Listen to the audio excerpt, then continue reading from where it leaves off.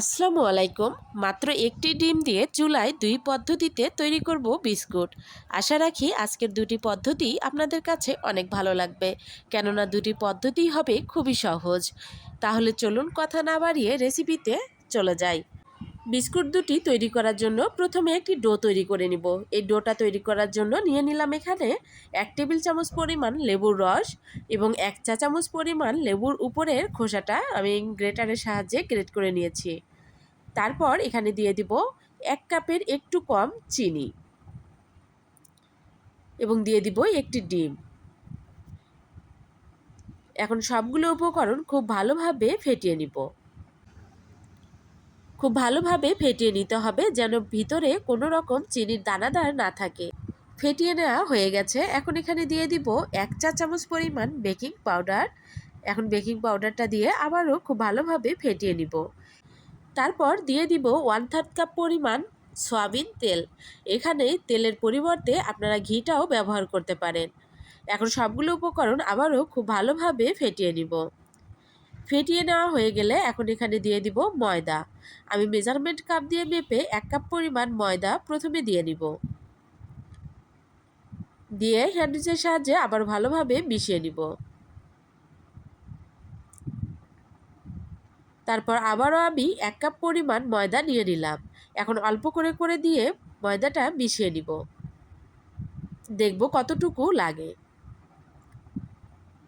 আমি যে পরিমাণ তেল এবং ডিম চিনি নিয়েছি তাতে আমার ময়দার পরিমাণ লেগেছে 2 কাপের একটু কম।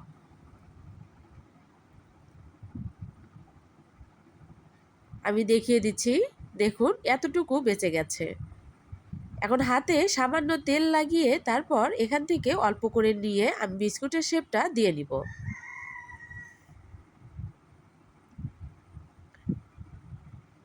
এখন উপর দিয়ে একটা ডিজাইন দিয়ে নিব।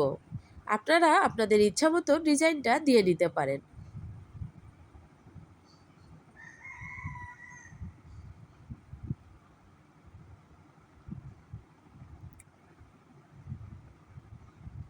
আমি এভাবে ডিজাইনটা দিয়ে নিলাম।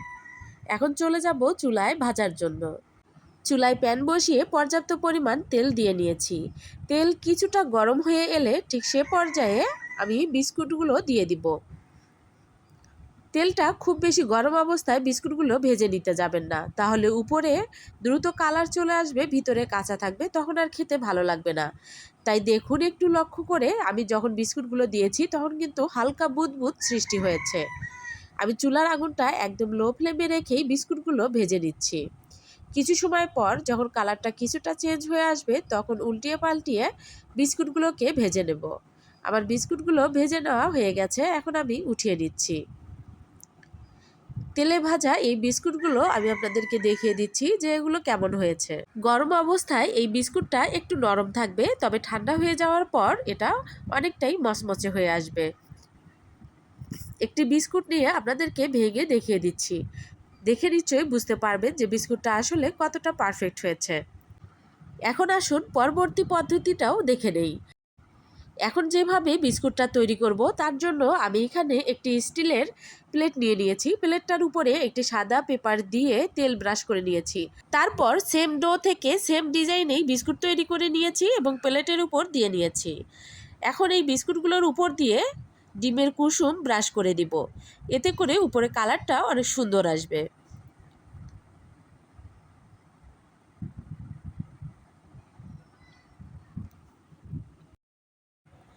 এখন বিস্কুটের উপর দিয়ে কিছুটা সাদা তিল দিয়ে দিব। এতে করে বিস্কুটটা দেখতে আরও বেশি সুন্দর হবে। ডিমের কুসুম এবং সাদা তিল দুটি অপশনাল, আপনি দিতে চাইলে দিতে পারেন, আবার নাও পারেন।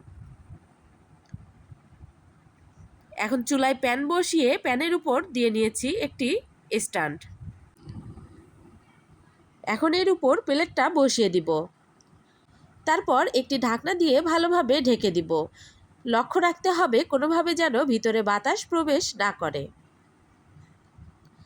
ঢাকনাটা দিয়ে ঢেকে চুলার আগুনটা ঠিক এভাবে রাখবো। এর থেকে বেশি রাখলে পুড়ে যাবে, আবার কম রাখলে কাঁচা থাকবে।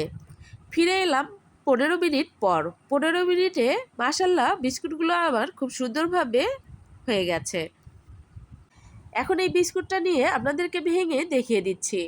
আশা করি আজকের ভিডিও আপনাদের কাছে ভালো লেগেছে।